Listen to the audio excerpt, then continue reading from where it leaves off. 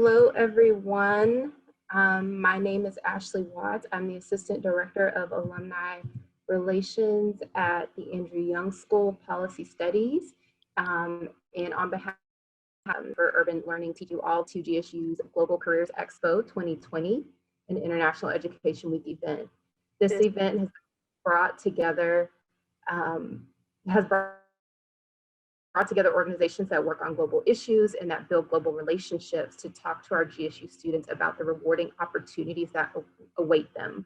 We know that global competence is an important and desirable skill for these organizations, and one that enhances the ability to work and communicate with diverse groups. Ability to work with diverse groups of people and communicate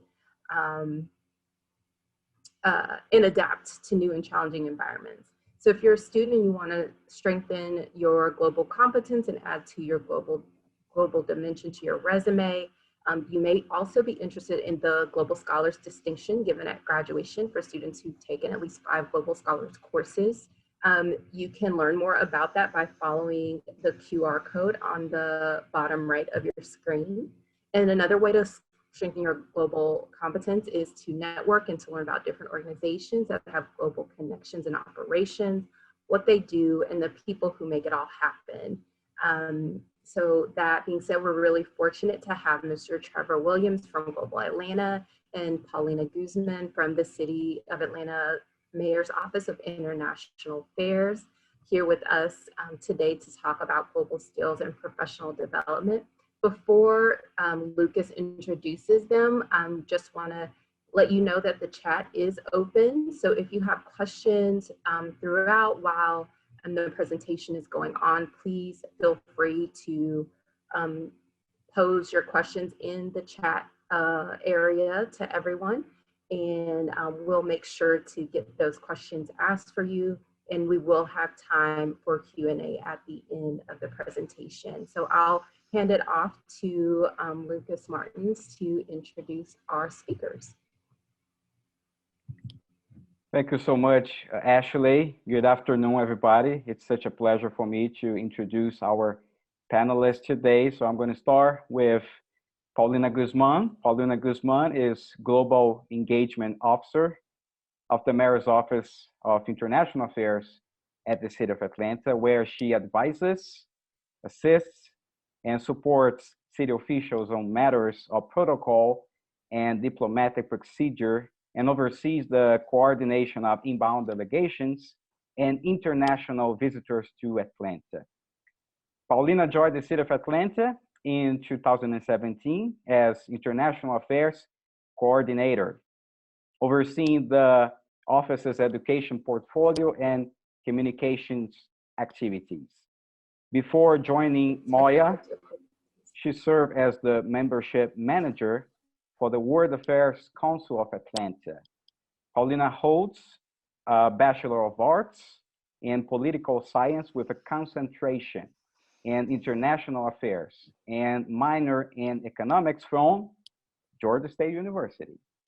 She is currently pursuing a Master of Science in International Affairs at Georgia Tech. Although a native of Atlanta, Paulina has Cuban and Venezuelan descent and is fluent in Spanish.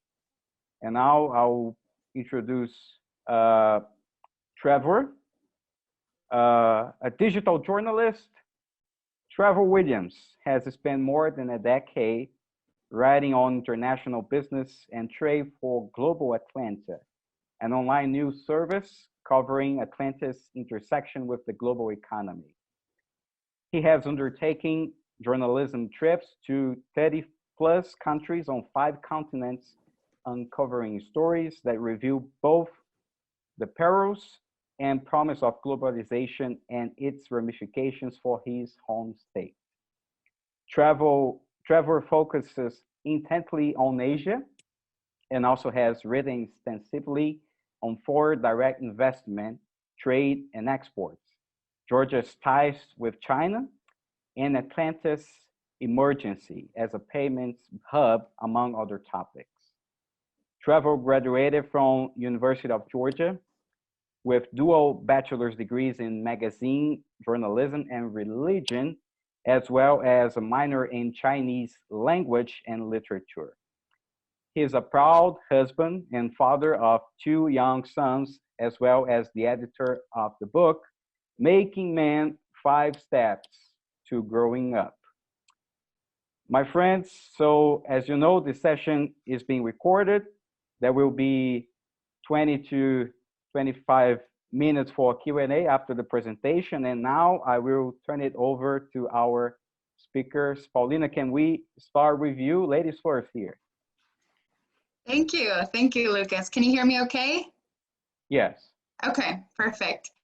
Yeah, so I think, so just to kind of give you all a framework of how we're going to go through this meeting today, Trevor and I, we kind of had a brainstorming session a few weeks ago, and we were thinking about different ways that we can sort of relay our quote unquote wisdom to everyone, but really it's more just sharing our experience, and hopefully we can provide some value and share some insights that we've learned along the way when navigating one's global career.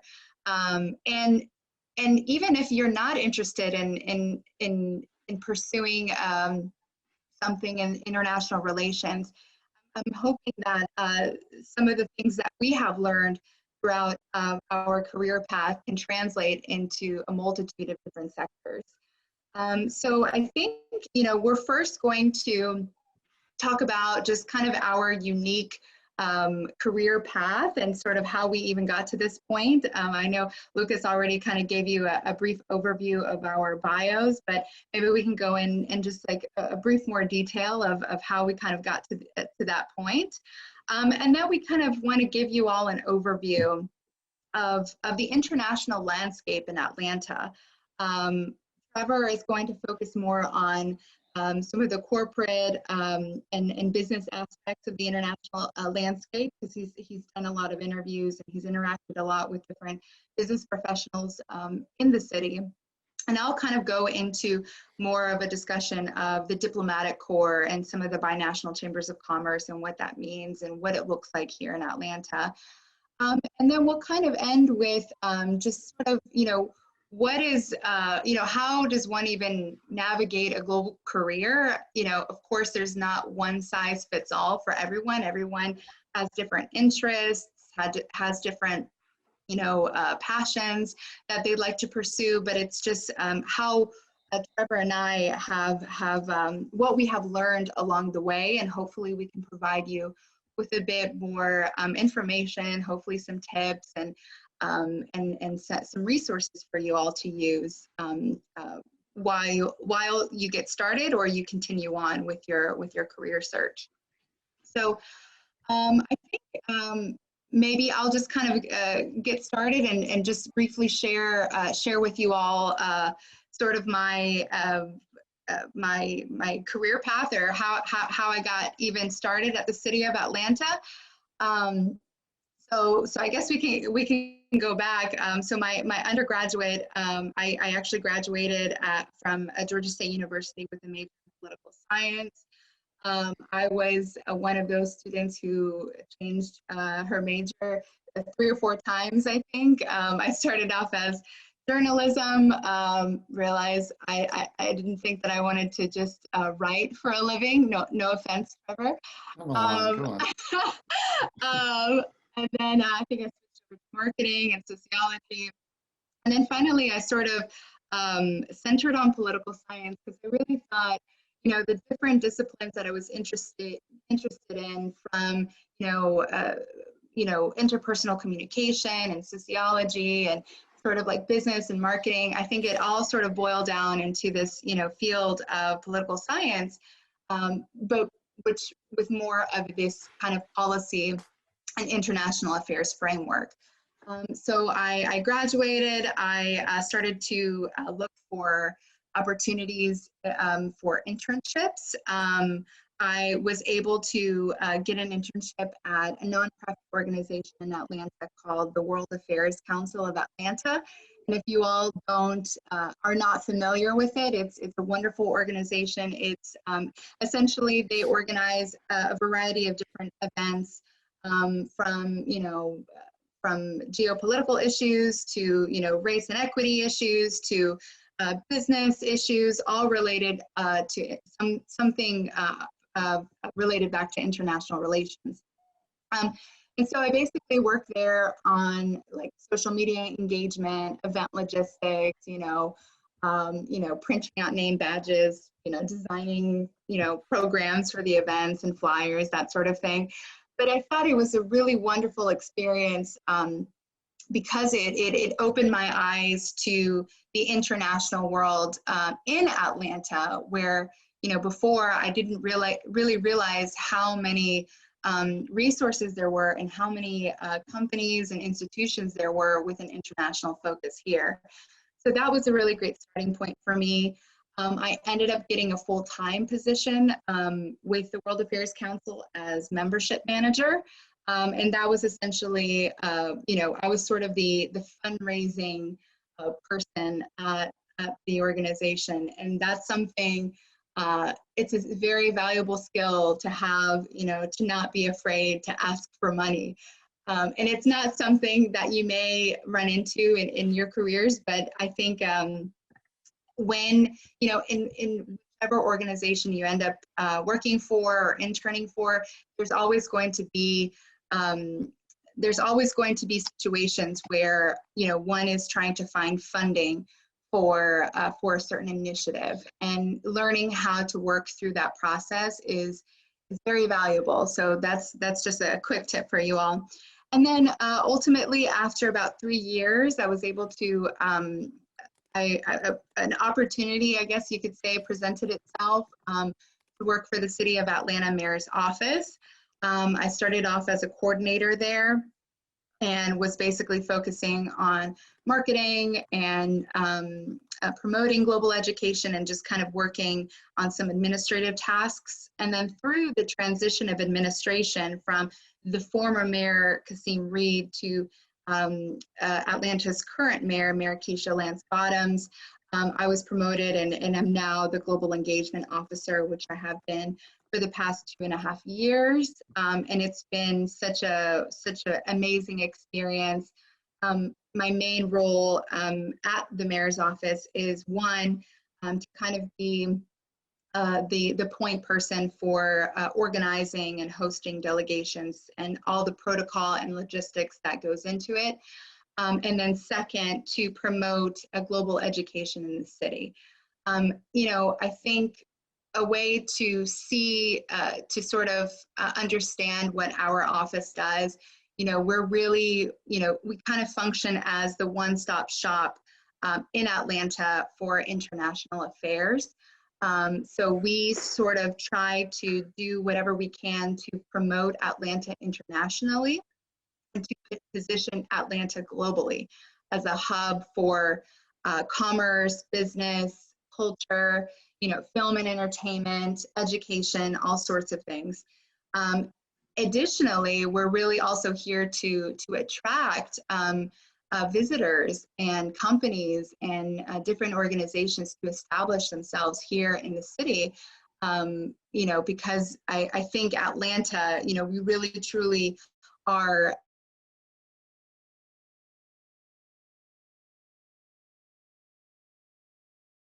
job is really to promote that and to advocate for all that the Metro Atlanta area has to offer for international businesses, visitors, and vice versa. So that's sort of, that's a bit of a brief overview of sort of how I ended up at the city and what my career path looked like. And I guess, Trevor, if you wanted to also share your path as well. Sure. Yeah, I want to go back to some of the things you were saying because I think they're extremely important. Like the part about asking for money, I think it's important to note that, you're not necessarily, you are asking for money, but what you're really doing is trying to align your organizations and how you understand value. And so, the money is just the outgrowth of that. And I second your comments about, needing to be able to do that at some point, because if it's not money, you're still going to be creating alliances and trying to figure out how to work with other organizations for a mutually beneficial outcome.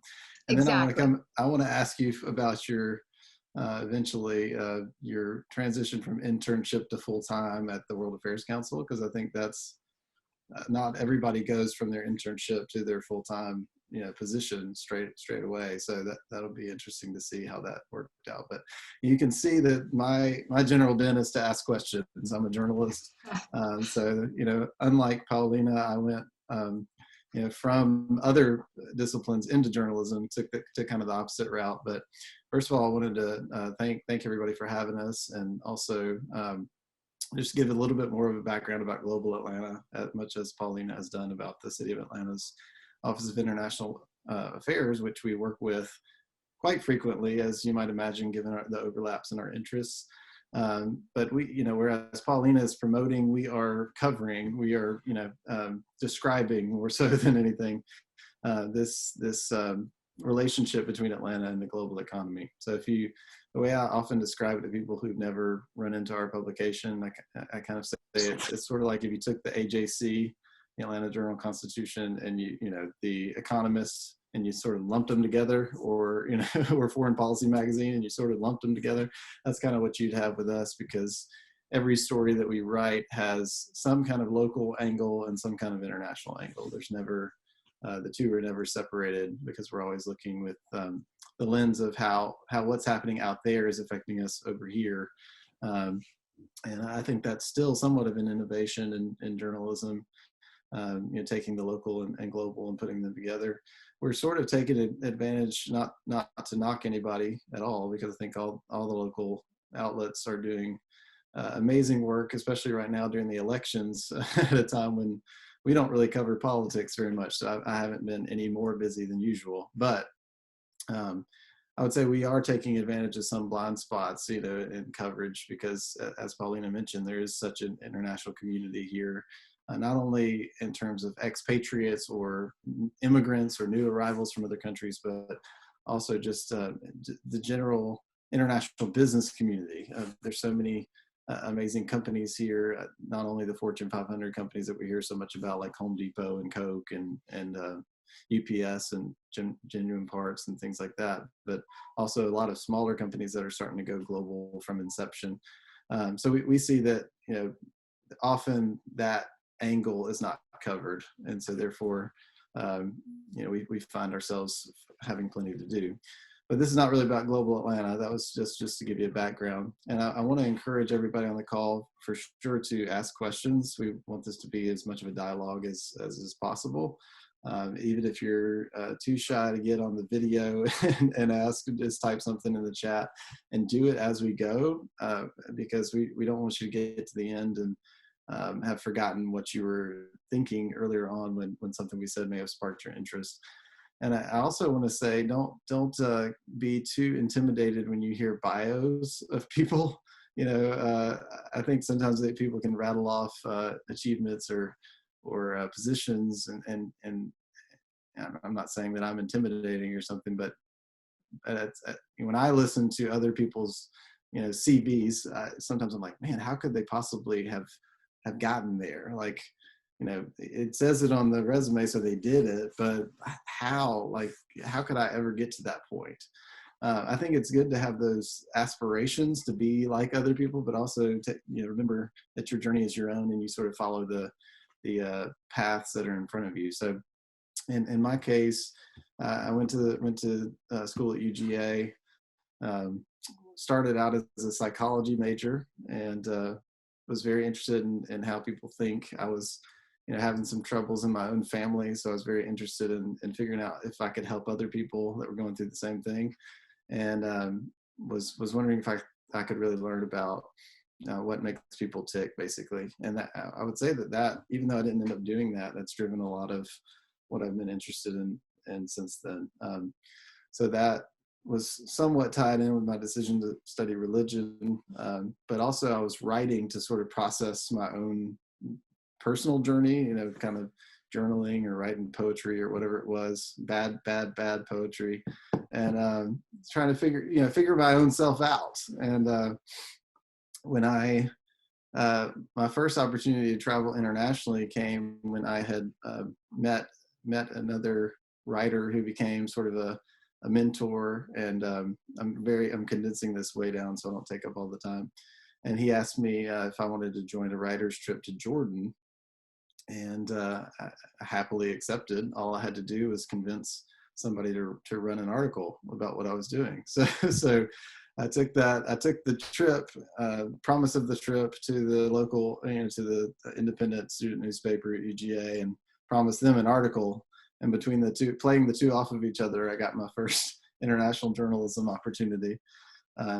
But that also intersected quite a bit with what I was already interested in, which was learning about other people, about other cultures, about other belief systems, and then trying to become what I thought was a 19-year-old Indiana Jones. I thought that my career was going to be this adventurous travel writing, sort of gallivanting existence that I would just wander the globe and find interesting things to do.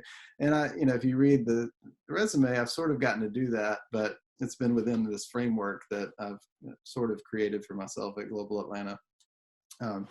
Later that year, which was my freshman year, I was also able to go to China for the first time.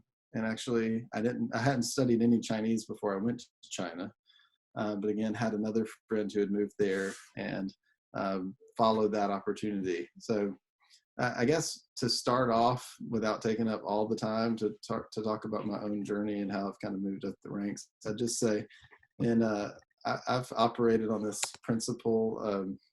I read in an entrepreneurship book one time called the corridor principle. I don't know if y'all ever heard of that, but basically, the idea is you start walking down a path or a hallway or whatever, and as you're walking down, you see doorways on either side, right?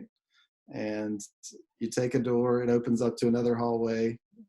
There are more doors. You take that door, and you sort of start to find opportunities as you're walking down these paths. And the reason it relates to entrepreneurship, I think, is that you have to kickstart yourself to get walking.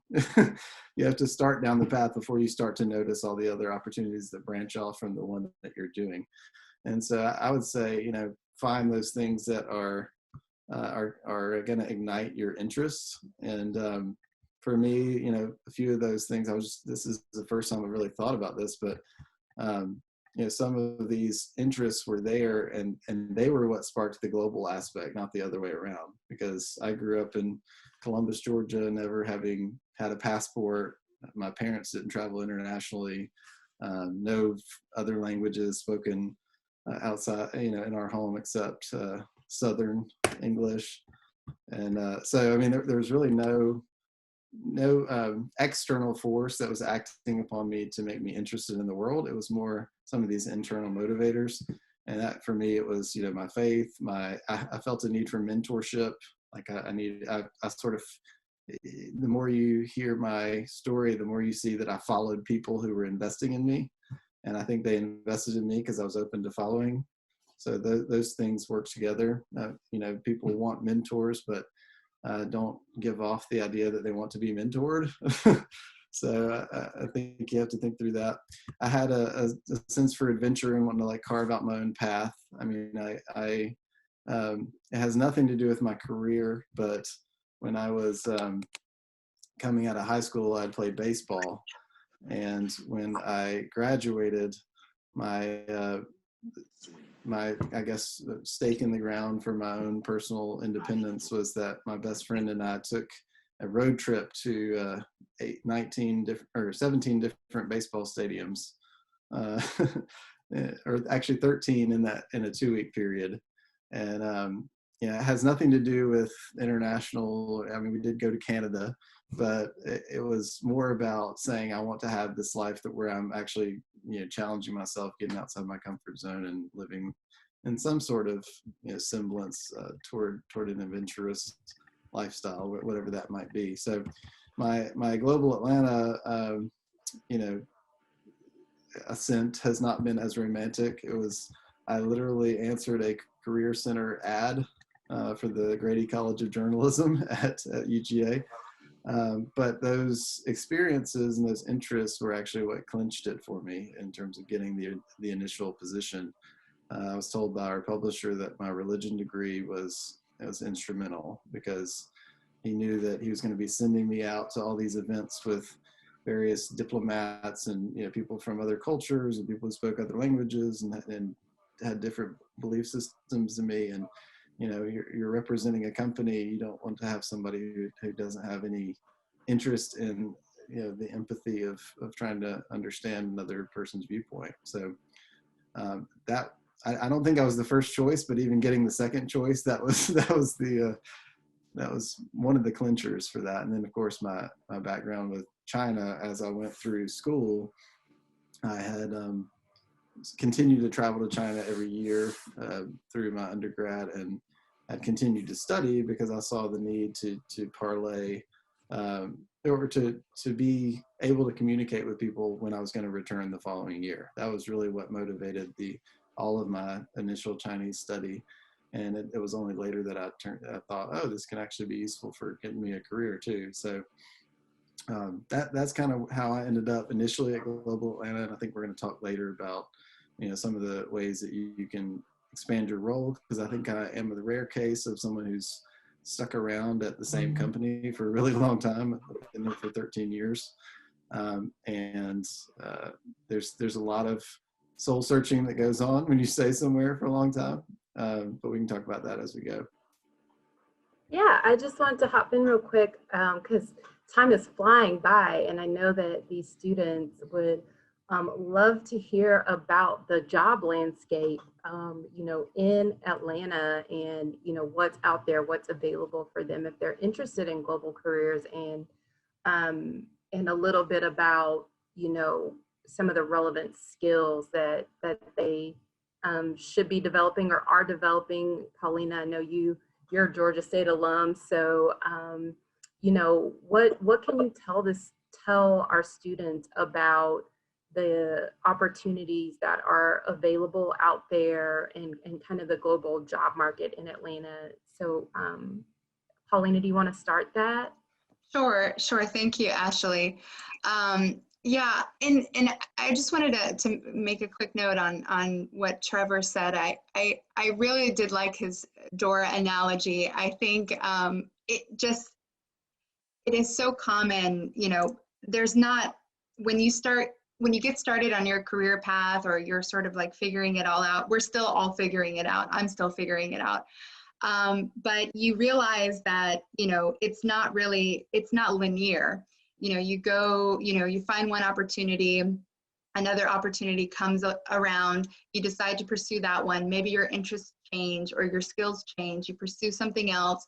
So it's always transforming, it's always morphing. And then I know Trevor will touch on this a bit more, but even if you're hired for a certain role to fulfill something, a lot of the times that role, either based on your past experience or just based on the direction that company or organization is going towards, it will change. And it has changed for me, and it has changed for Trevor, and it changes for everyone. So we'll go into more detail on that, but I think definitely to emphasize the adaptability is key. But I just wanted to kind of give you all sort of an illustration of, Atlanta's international landscape, but as it relates to sort of the diplomatic sector in the city. So maybe many of it's, it's difficult to compare apples to apples. Washington, D.C. is really, the hub for anything policy related. Many international organizations are there. New York City, you have the United Nations. So, you can't compare in that regard. However, Atlanta is really, particularly in the past decade, has really transformed in a variety of different ways. We have over 70 members of the diplomatic corps. We have about 30 binational chambers of commerce. We have a variety of different international organizations that are establishing themselves here. And Atlanta, I think, really has made a name for itself in the past decade as, truly as an economic hub for the Southeast. And because of that, many companies and organizations are starting to open their eyes and really are starting to seek out Atlanta and Georgia as a destination for them. I mean, Hartsville, Jackson, we have the world's busiest airport. We are consistently ranked as the #1 state for doing business. I'm sure many of you know, we have now become this hub for film and entertainment and film production. We have so many films and new production studios are now popping up, particularly within the past 5 to 7 years.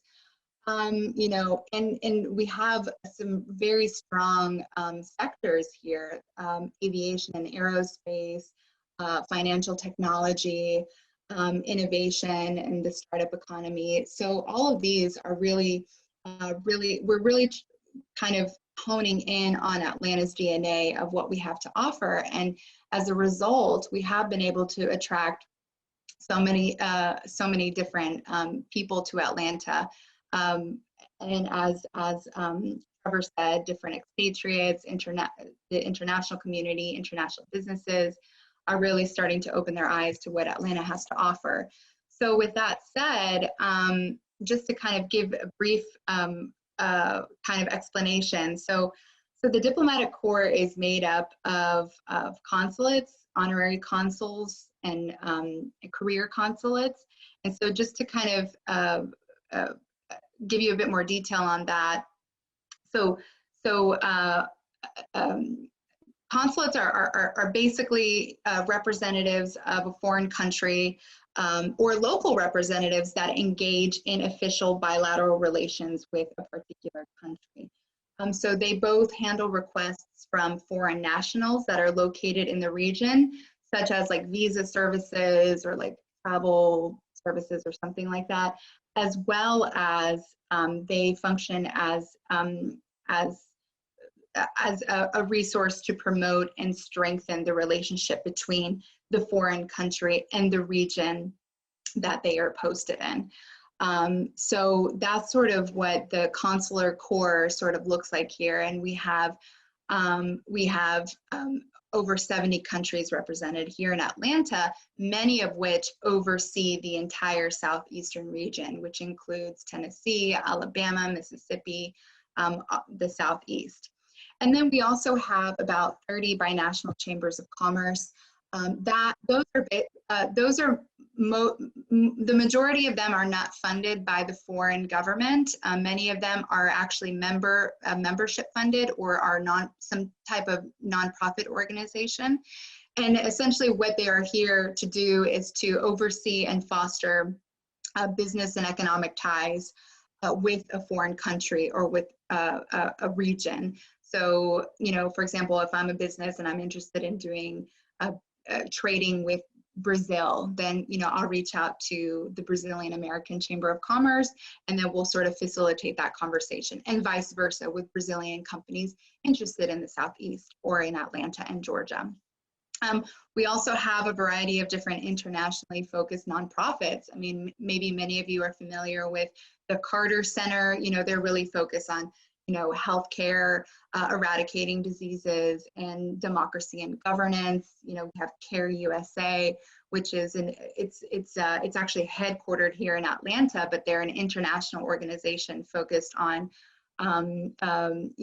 poverty reduction and promoting services and the rights of women and young girls. Of course, we have kind of the local nonprofit international institutions. As I mentioned, World Affairs Council of Atlanta, the Atlanta Council on International Relations, and there's a variety of others that are here as well. And then Trevor will kind of talk more about some of the foreign-owned enterprises that are here in the city. I believe we have about 2,600 foreign-owned businesses that are in the Metro Atlanta region. Of course, we have a variety of different large Fortune 500 and Fortune 1000 companies that are headquartered here that have an international scope. So if that's any indication to you, you know, there are opportunities here. It's going to be, you know, there may be a bit more legwork involved in finding that first, getting through that first hurdle of that first internship or that first, full-time position. But the opportunity is here, and we'll talk a little bit more about just what is really needed, what sort of how to network and the skills that that many of these organizations and companies are looking for.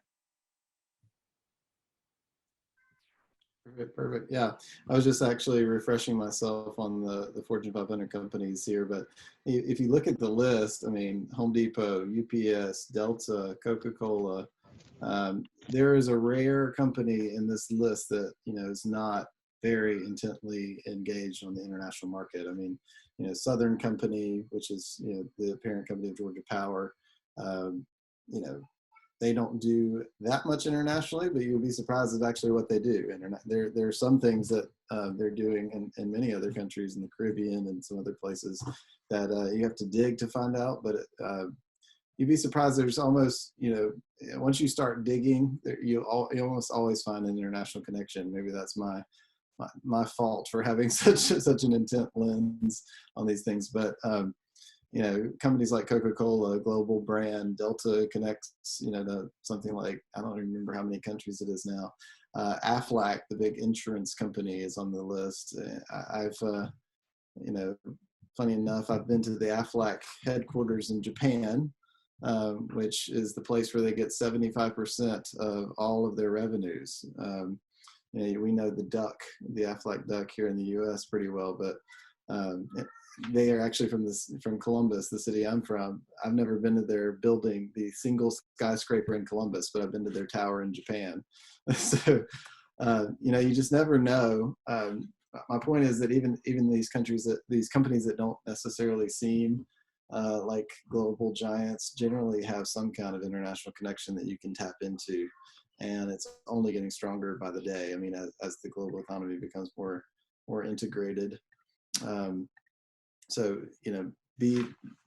I guess the lesson there is look for, try to find the international connection with these companies that may intersect with what you're interested in or what your skill set is. But like Paulina said, you're not going to get the senior vice president of Asia position right out of the gate, or the international tax manager position or whatever. These are things you have to build up to, but there's more than you might think here in Atlanta, because even though we don't have the traditional, policy related jobs that you may find in a place like DC, where, there's a think tank on every corner.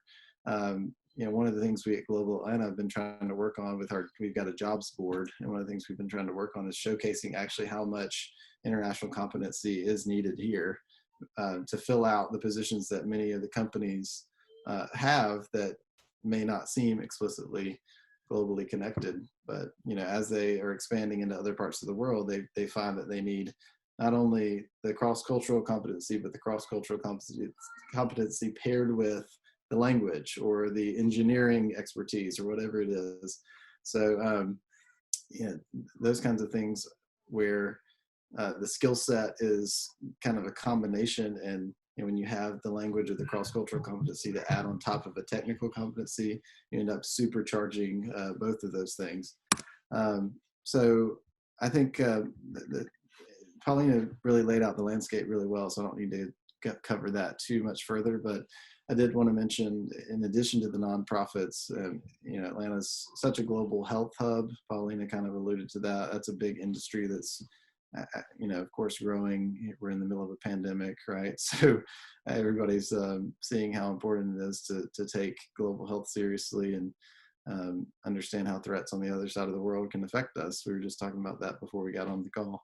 But then, look for, again, the international opportunities from the local brands, right? What's Coca-Cola doing in China? What's Equifax doing in Uruguay or Argentina? What's Turner doing in Latin America? These are huge companies that have international arms in various parts of the world. So if you're looking for an overseas experience, and you're open to, quote unquote, accepting the hardship of going overseas at a young age, that may set you apart a little bit. But also the flip side is that we have, myriad opportunities with international companies coming into Georgia. So, Paulina mentioned that we have a few thousand. There are particular countries and industries that we're seeing almost exclusively international investment, like in the automotive sector. It's, not to say there's no domestic investment in it, but much of the economic activity that's come through in the South has been related to foreign-owned automakers and their suppliers coming into this region and manufacturing for the American market. So Georgia is smack dab in the middle of a major automotive manufacturing corridor that stretches throughout the Southeast. So we have only one, what they call OEM, original equipment manufacturer here, which is Kia, is the only big, assembly plant we have in Georgia, but there are hundreds and I would say thousands of other automotive suppliers that have set up here. And particularly, even just before we got on this call, I saw another news release about a company from Turkey that makes electric vehicle components and is coming to set up shop here in Georgia, because that seems to be the next coming trend. So Japan has, depending on who you ask, 400 to 500 facilities here. Many companies supplying Toyota and Nissan and these kinds of companies that are manufacturing in other parts of the state or other parts of the Southeast. BMW has its largest exporting factory in South Carolina. So a lot of German suppliers have come in. Atlanta is the home. Paulina didn't mention this, but she mentioned the airport. Atlanta is the home of Porsche, Porsche's North American headquarters. So if you want a really cool job, you can go work at Porsche. And also the headquarters of Mercedes-Benz USA. So two major German automakers not only building things in this region, but also have their North American headquarters here. And if that isn't enough, Porsche has a test track where you can ride around in their vehicles on the premises of their headquarters right by the airport. And when you fly over, you can see it. It's pretty cool. But German companies galore, Swiss, French, UK companies, Korean companies have begun to set up shop here in the state. I mean, they're one of the largest, the two largest foreign investment projects in the state have been Korean companies. So Kia Motors plant, and then more recently, there's been an electric vehicle battery manufacturer called SK Innovation that's setting up in North Georgia, spending over $2 billion on their plant. These kinds of news items are probably not what's going to be right in front of you as you peruse the New York Times and things like that. But, I would say try to learn how to follow the local economic development news, as we would say, who's investing where, who's hiring. And there's always going to be a need for people who have that sort of go-between capability, whether it's an apprentice, a manufacturing apprentice who's learning German, for instance, that might be really helpful in helping you move up the ladder at a German-owned engineering company or auto supplier. I mean, there are countless opportunities where if you show some combination of cross-cultural competency and expertise in a specific sector, there's probably going to be a place for you somewhere. Even the companies that are coming in to set up their local operation to be led by locals, they're not necessarily trying to keep expats here forever. They will initially have some setup time, and they will likely have a residual presence from the mothership for a long time to come. So, there's always going to be opportunities for people that can occupy that middle space. And just very quickly, some other sectors that I don't think have been mentioned yet that Atlanta is very strong in, financial technology and payments. That what happens when you swipe your credit card, all the back end software and processing that happens in those few seconds between the swipe and the completion of the transaction. A lot of that is based here in Atlanta and Georgia, and that's becoming extremely global in nature. Cybersecurity is a huge sector. In general, all kinds of technology companies coming here, software companies. And then logistics and supply chain is a big one that you don't hear much about. And just in the broader news, of course, we're hearing a lot more about it with COVID-19, the distribution of vaccines and food and all kinds of these things now. But Atlanta is home to some of the biggest logistics software companies, and also just actual logistics companies that are in charge of moving things from here to there. And with the port and the airport being so prevalent here, you know, that's another avenue to explore. And Hey, Trevor, I think I'll stop it there. can you guys hear me? Yeah. Okay, great. We're rounding down to like our last 15 minutes. We have a question from Elliot Whiteside. Elliot, if you would like to unmute yourself and or turn on your video and present your question to the group. Sorry, Trevor, I didn't want to interrupt you, but It's okay. but you was talking about different sort of jobs that we may not think are internationally related, you know, at first. So I wanted to know, like, how would you recommend we go about finding these jobs? Should we use the internet? Should we use LinkedIn? Like, what sort of ways can we discover that these jobs are internationally related? Yeah, that's a great question. One self-serving answer is to look at the Global Atlanta Jobs Board, but that's actually not that extensive right now. I do think LinkedIn is a good place. Just knowing what terms to search and things like that helps. You know, you may want to search for the particular language that you have a skill in, or search for, you know, you could put location parameters around it in case you want to stay in Atlanta. But I think there's no substitute for, we haven't really talked about networking, but there's no substitute for just getting out there, and harder to get out there right now, of course. Paulina mentioned the binational chambers. They're always good sources for this kind of thing. So, you know, if you're interested in Brazil, you know, go find a way to get yourself into the Brazilian American Chambers webinar and talk to people there. You know, so I would say by their nature, if they're not explicitly international, they're going to be hard to find by a search, right? Because you don't know what term you're going to search if you don't know it's international already. But the more relationships you can build, the more opportunities you'll hear about. And that's kind of, it's not an easy answer, but it's something that you have to do over time.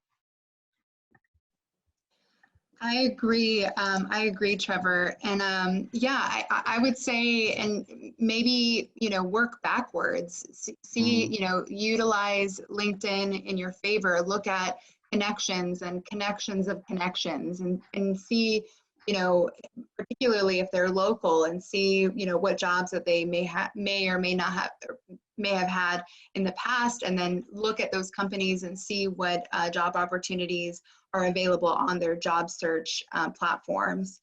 So I would say work backwards. But I'd like to also kind of add on to Trevor's comment about networking. I think that's one of the most valuable things that you can do, not only when you are looking for your first full-time position or internship, but even when you are currently employed, if you have kind of an understanding of what opportunities are out there, you know, you may find new new options for you in your career, and you may have an opportunity to follow, you know, your passions, and more specifically, if you are able to utilize your network. So I would say, you know, that networking is not just, you know, going to one or two receptions or events. Yes, that is important, and I would definitely recommend that. But,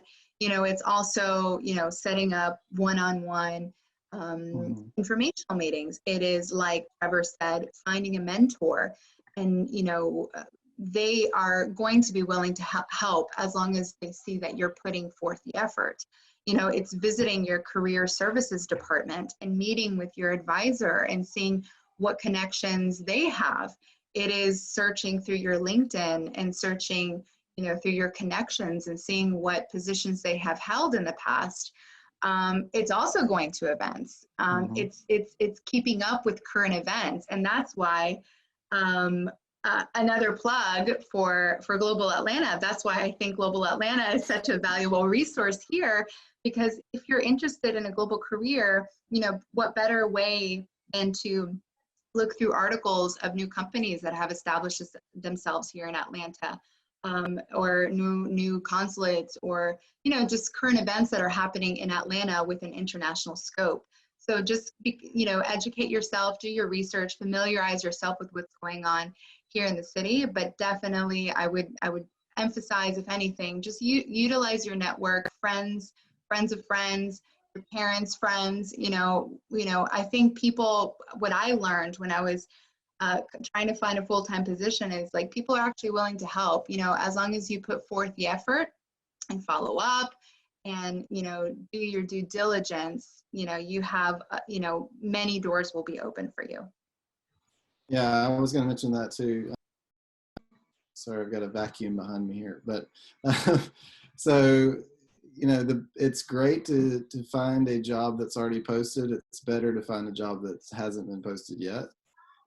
So, you know, instead of competing against 30 other applicants, right, you're going to be having you know, the initial introduction. It might be yours to lose versus yours to gain, in other words. So that can only be done when you've already established a relationship of trust with people that are within your network, or people that already know what you have to offer. And, you know, it's sort of hard to build that at the beginning, but I always tell people, like, you only need one job, right? Like, you don't need 20 jobs, you need one job.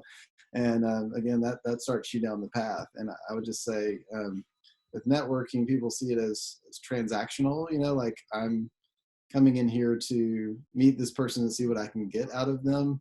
And, you know, that's sort of the wrong question. It's, you know, you come in and see where you can add value to that person.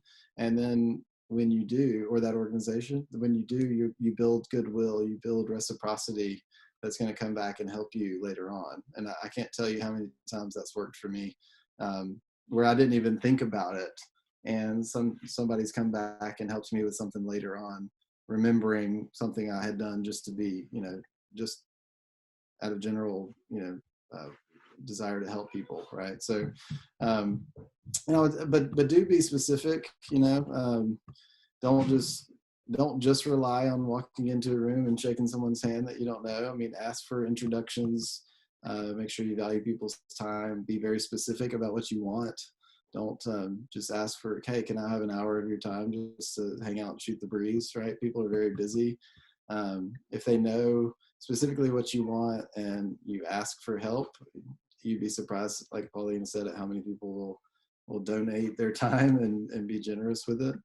And then the last thing I'll just say is, you never know where an endorsement or where a detractor is going to come from. So take care of everybody as if they're your number one client. Of course, you have to prioritize, but I mean, one person can make or break, you know, your job application. I mean, everyone's either your advocate or your detractor. And I find that if you take care of people, they'll come back and really help you. The one time I had a real crisis of faith at Global Atlanta, and I was thinking about leaving.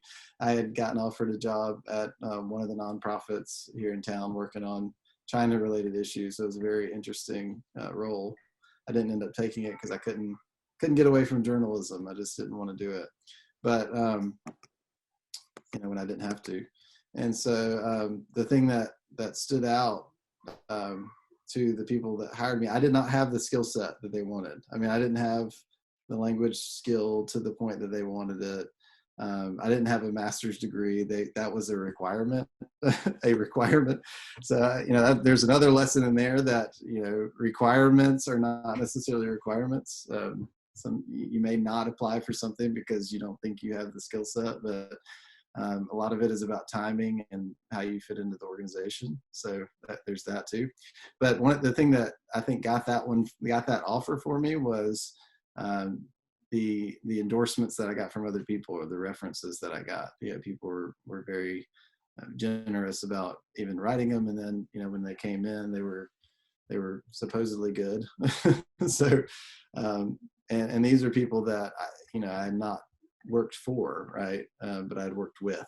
And so I think that, if you treat people well, it does tend to come back, and people can genuinely see if you're trying to contribute versus if you're trying to get something out of them. The people see through that immediately.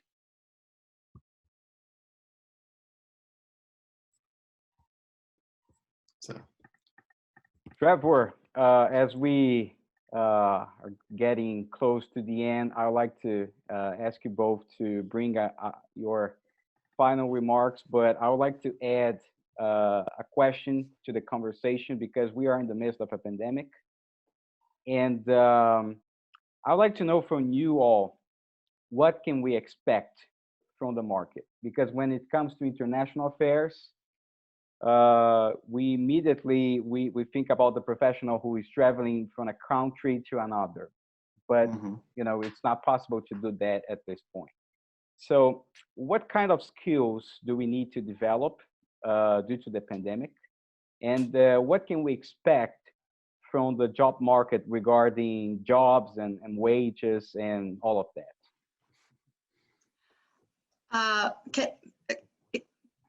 Can I start, Trevor? Yes. Yeah, sure. Sure.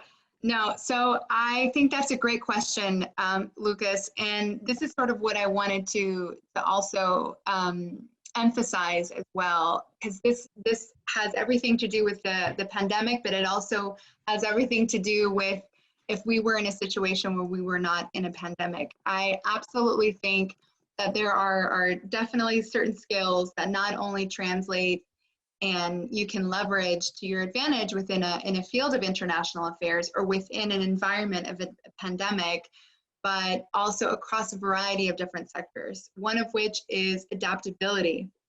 Things, as you see, are constantly changing. I think this year is testament to that. I work for the government, I work in the public sector. Things are changing all the time. New administrations, new commissioners, new directors, new priorities. I started off in 2017. In March of 2018, the city of Atlanta underwent a cyber attack, and all of our files and records were completely destroyed. So we had to start from scratch. So definitely, learn how to be adaptable and have a positive attitude towards that. And that sort of brings me to my other point, is learn how to be resourceful. When you're kind of starting off in your career, a lot of the times, maybe, particularly in international affairs, you may work for a nonprofit or kind of like, a small company, perhaps, or the government, all of these institutions, work on very limited budgets. We have to learn to work with what we have. Again, utilize your network to find ways to enter into partnerships or alliances to accomplish what you need to do to accomplish your mission. Our organization, we work on behalf of our constituents, so we have to be very mindful of the return on investment of our time and of the projects that we engage in. So make sure to kind of learn how to be resourceful. And then also, I think lastly, some of these jobs, there are moments where it is not glamorous. I think you have to sort of learn to sort of humble yourself in these sorts of situations. And there's certain tasks and there's certain, areas of your job that will not be glamorous. Like no task should be inferior to you. There have been many times where I have been caught in situations where I've had to run through the rain with boxes of name badges and, a standing banner swung around my shoulder, to get to the event. Or I've had to, clean the food off of a table after a delegation visit. Like these are the types of things are really talked about, but it's something that you will run into in any career that you are in, any job that you're in. So definitely, be humble in those moments and have a positive mindset.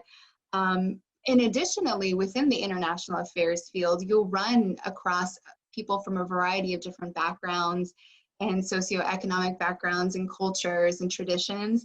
And it's very important to kind of, remain humble and, be respectful, be hospitable always for people of all walks of life. So those are sort of the main things that I wanted to end with today. I hope that answered your question, Lucas. Absolutely. Trevor, real quick. Yeah, sure. So I was just on a call with some executives from Coca-Cola recently, particularly their Mexico branch. And one of the things that stuck out to me was that they said, they took care of their ecosystem first, right? So they were looking at, in this time of crisis, how do we strengthen everybody around us? Let's not just recoil in on ourselves and think about how do we survive, but we know we have to have a recognition that if our whole system survives, then we survive. So don't fall, turn in on yourself. And also she said something about the pandemic making them braver in a way, like they were able to test out and try new things that they wouldn't have done before in a safer time, because now it's sort of like everything's on the table. And the companies that have been healthy, barring hotels and certain industries that have been completely shut down, generally the better prepared you were beforehand, the better prepared you are in the midst of the crisis. So it's a matter of strengthening yourself, before you need to. And I think that goes for us individually as well. Don't think you can let off the gas, because you really need to focus on preparing yourself for the next wave of opportunity that's going to come. And then I would just say one more thing about international experience. I think, when I was coming out of school, having some kind of international experience was still a bit of a differentiator. It somewhat is now, but there's so many more people that have it, having studied abroad or something like that.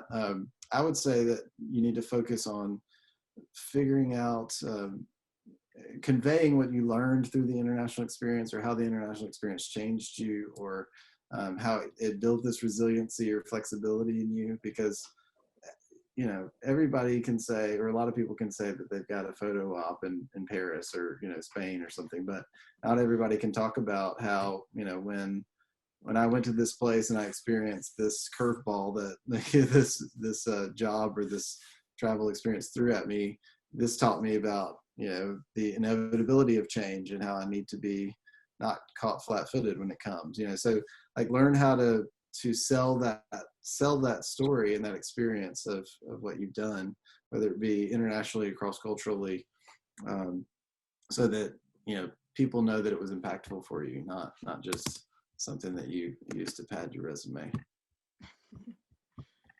That was great. Thank you so much. Thank you, Paulina and Trevor, for taking the time to be here with us today. We learned so much from you all. We want to thank all the organizations that have participated in the Global Careers Expo today. We appreciate you sharing your time and expertise with us. To our students and in the audience, you will receive a link to a short feedback form by email. Please take a moment to share your thoughts, because your input will help us plan our next Global Careers event. Thank you all for attending, and we hope to see you again soon. Yeah, thanks. And Thank feel free you. to reach out. Thank you. Talk to you soon. Thank Bye. you all. Bye-bye.